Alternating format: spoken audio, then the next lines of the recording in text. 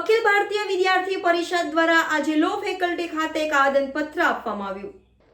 અખિલ ભારતીય વિદ્યાર્થી પરિષદ દ્વારા આજરોજ લો ફેકલ્ટી ખાતે આવેદનપત્ર આપવામાં આવ્યું. અખિલ ભારતીય વિદ્યાર્થી પરિષદ દ્વારા લો ફેકલ્ટીમાં રિઝલ્ટ અને લાઇબ્રેરીની અનિયમિતતાના વિષયને માટે આવેદનપત્ર આપ્યું. વારંવાર રજૂઆત કરવા છતાં આજરોજ મોટી સંખ્યામાં અખિલ ભારતીય વિદ્યાર્થી પરિષદ દ્વારા ભારે સૂત્રોચ્ચાર સાથે આવેદનપત્ર આપવામાં આવ્યું.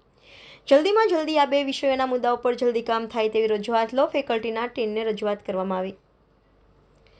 Reporter Rahul Rajput, YNN news, Vadodara.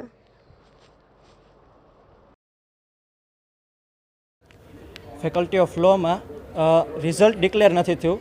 Second year BLLB, fourth year BLLB અને ફિફ્થ યર BLLB અને ફર્સ્ટ યર LLBનું અખિલ ભારતીય વિદ્યાર્થી પરિષદ જે પ્રવેશ પરીક્ષા અને પરિણામ ઉપર કામ કરે છે ને એમાં ફેકલ્ટી ઓફ લોએ હજી 72 દિવસ થઈ ચૂક્યા છે અને રિઝલ્ટ ડિક્લેર કર્યું નથી. એમાં અને બીજો મુદ્દો એ છે કે લાઇબ્રેરીમાં મિસમેનેજમેન્ટ છે. 11 થી 5નો લાઇબ્રેરીનો ટાઈમ હોય છે, છતાંય તે લાઇબ્રેરીનું મિસમેનેજમેન્ટ છે. છોકરાઓને 2 વાગ્યા સુધી વેઇટ કરવું પડે છે. બુક ઇસ્યુ થયા બાદ પણ બુક્સ જમા નથી કરતા અને સાથે ઘણી બધી વાર લાઇબ્રેરી બંધ હોય છે. અને બીજો કે રીઅસેસમેન્ટ એટલે છોકરાઓની કેટી આવી હોય તો કેટીનું રીચેકિંગ માટેની પ્રક્રિયા હોય છે, એ પ્રક્રિયાની લિંક બંધ થઈ ગઈ છે. તો છોકરાઓને એના માટે બહુ તકલીફ થાય છે. તો એ લિંક પાછી ઓપન થાય એની અમે માંગ કરીને આવ્યા હતા અને મેડમે એમ કીધું છે કે એ વાત કરશે ઉપર ફેકલ્ટીમાં અને અમે એમને અલ્ટિમેટમ આપ્યું છે 48 કલાકનું કે 48 કલાકની અંદર જો રિઝલ્ટ ડિક્લેર ન થયું તો અખિલ ભારતીય વિદ્યાર્થી પરિષદ ઉગ્રમાં ઉગ્ર આંદોલન કરશે. સત્યજીતસિંહ જાડેજા, MS યુનિવર્સિટી સહમંત્રી, ABVP.